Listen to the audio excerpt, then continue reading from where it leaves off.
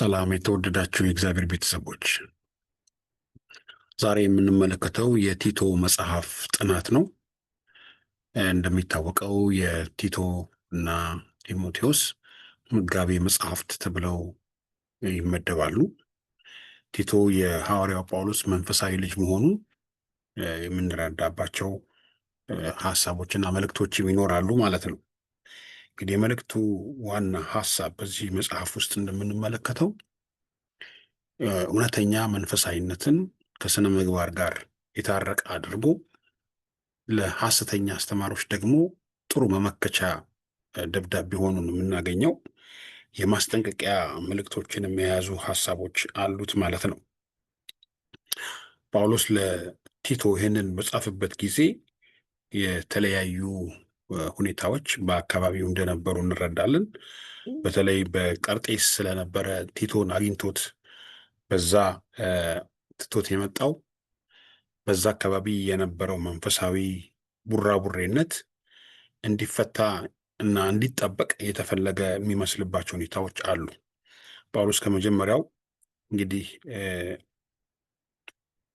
የማስጠንቀቂያ መልእክቶችን፣ የመጠበቅ መልእክቶችን፣ መስመር የሚያስይዙ መልእክቶችን በመስጠት ነው የሚታወቀው። በተለይ በእነዚህ በጢሞቴዎስ እና በቲቶ ደብዳቤዎች ውስጥ ለአንድ አገልጋይ የሚሆኑ ባህሪያቶች፣ ለአንድ አገልጋይ የሚሆኑ ጤናማ የህይወት መንገዶች፣ ለአንድ አገልጋይ የሚሆኑ አካሄዶችንና የአኗኗር ዘይቤዎችን ሁሉ በጠለቀና በጠበቀ መንገድ ያስተላለፈበትን መልእክት እንመለከታለን።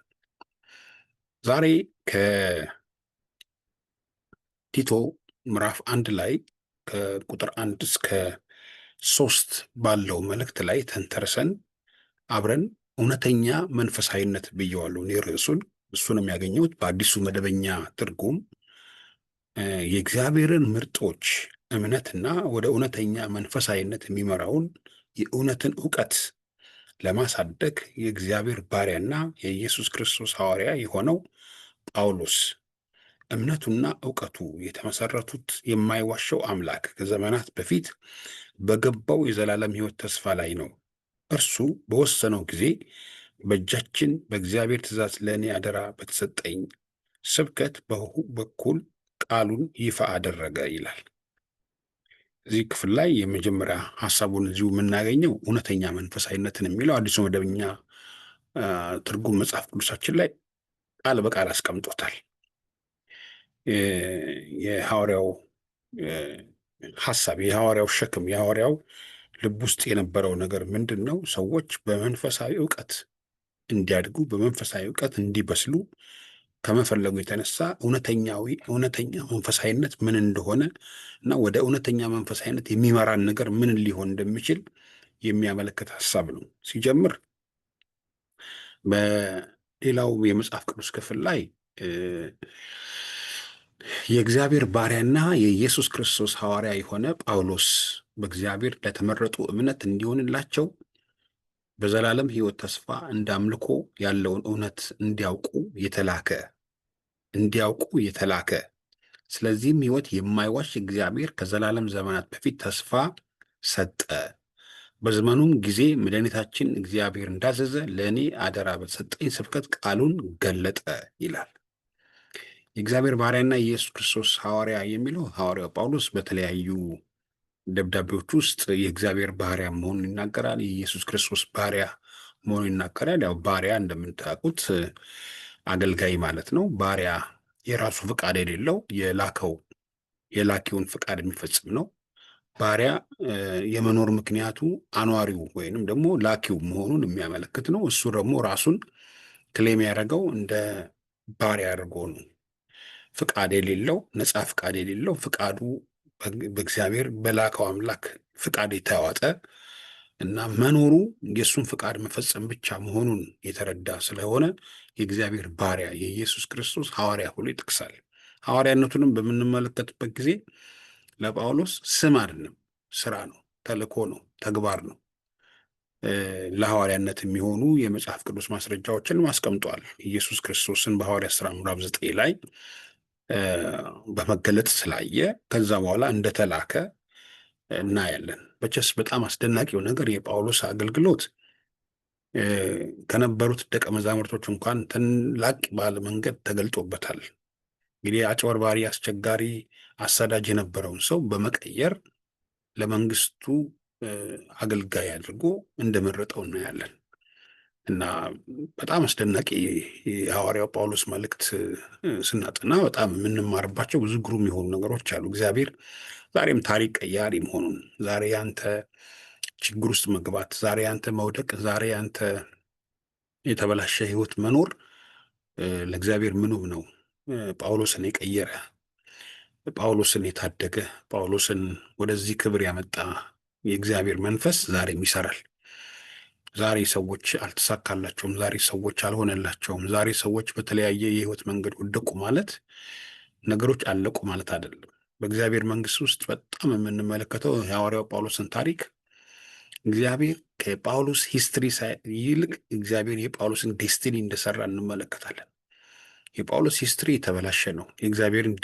የጳውሎስን ዴስቲኒ ግን እግዚአብሔር እንዴት እንደሰራ መመልከት እንችላለን። ወደ ክብር እንዴት እንደቀየረው፣ ሊጠቀምበት እንዴት እንደፈለገ እሱ ራሱ አልለቅህም አልተውህም ማለቱን የሚያሳይ ክፍል ነው።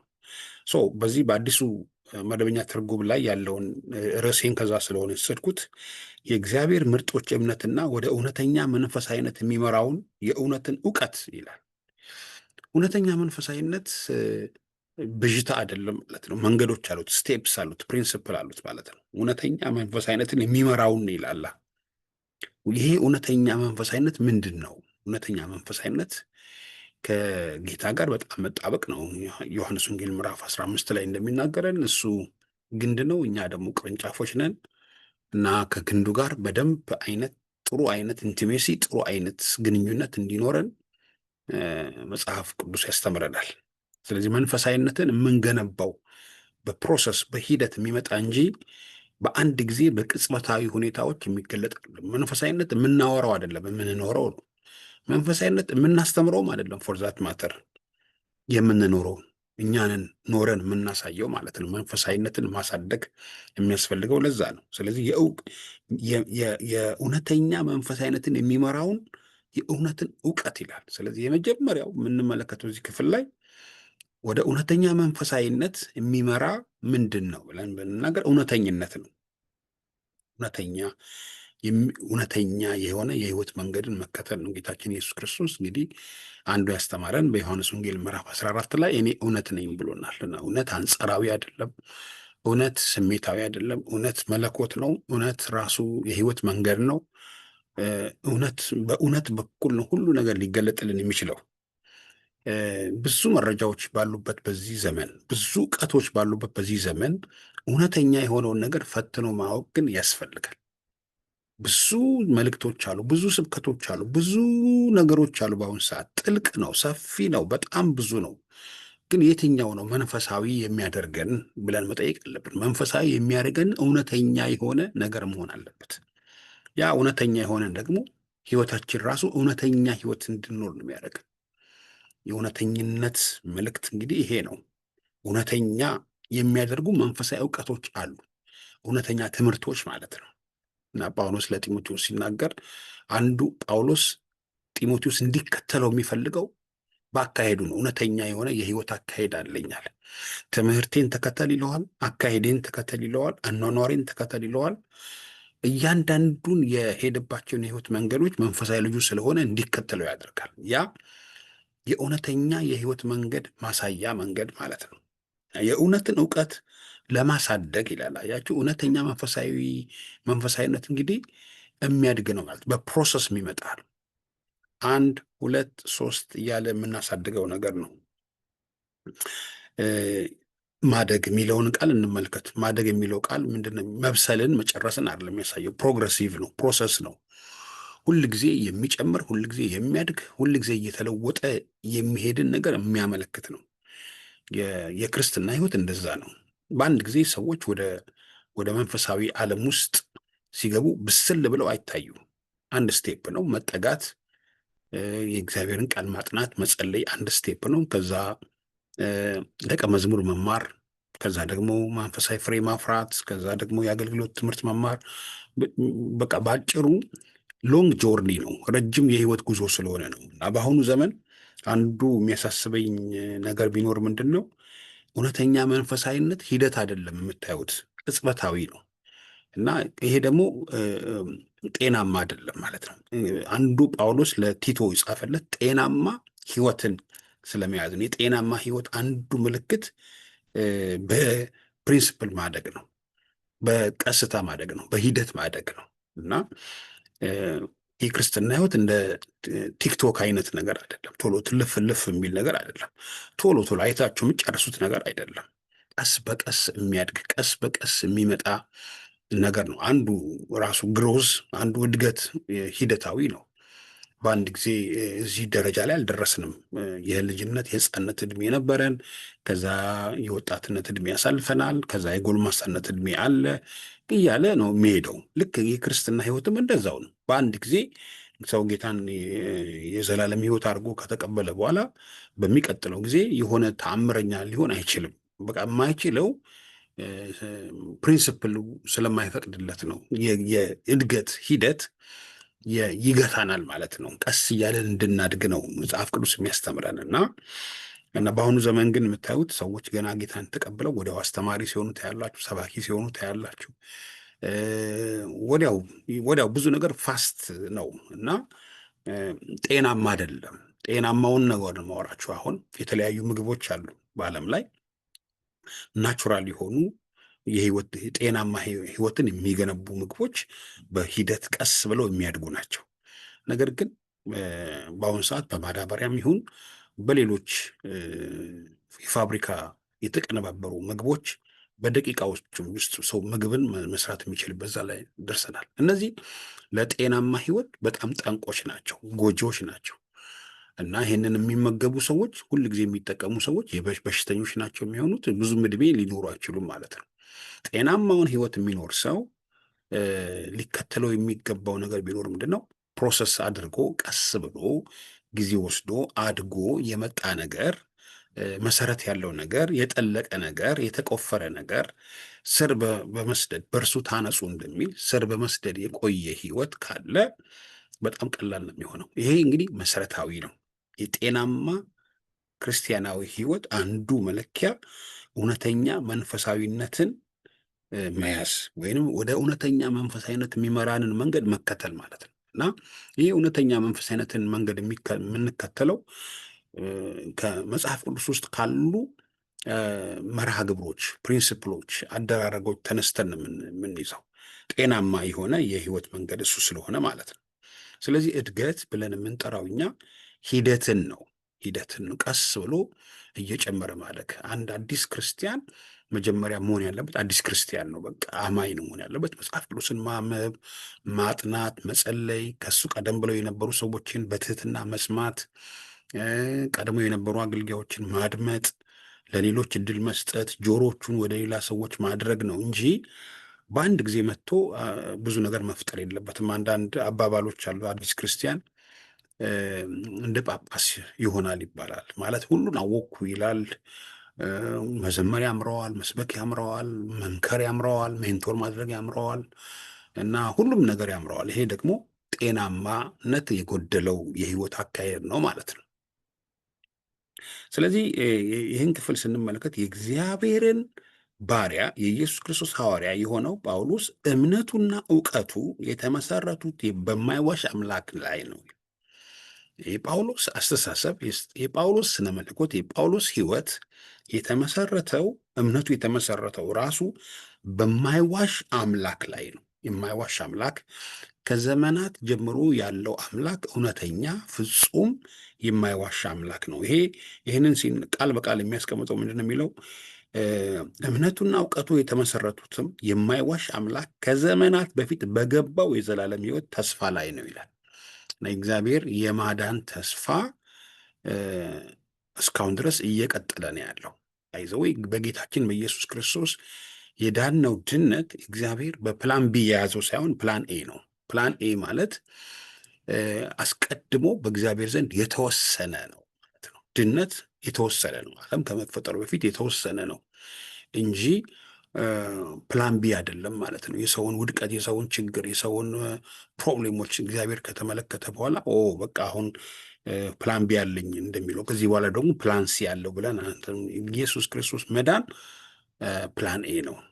ከዘላለም ዘመናት የነበረ ተስፋ ነው ማለት የማይዋሽ ፕላን ቢ የሌለው ተስፋ፣ ደስ የሚል ተስፋ እና ይህንን ጳውሎስ ሲናገር እምነቱና እውቀቱ የተመሰረቱትም በማይዋሽ አምላክ ከዘመናት በፊት በገባው የዘላለም ሕይወት ላይ ነው። አንዱ የመንፈሳዊነት የእውነተኛ መንፈሳዊነት መሰረት መሆን ያለበት ምንድን ነው? የእግዚአብሔር ተስፋ የዘላለም መሆኑን ማሰብም ጭምር ነው። አስፈላጊ ነው። ድነታችን በማይዋሽ አምላክ በእግዚአብሔር ላይ የተመሰረተ ነው። ሰይጣን ይዋሸናል፣ ብዙም ያዋሸናል። ዓለም ተዋሸናለች። ስሜት የምንኖርበት ነባራዊ ሁኔታ ይዋሸናል። እየሄድንበት ያለው የዚህ ዓለም አካሄድ ብዙ ውሸቶች አሉት። እግዚአብሔር ግን የማይዋሽ አምላክ ነው ይላል።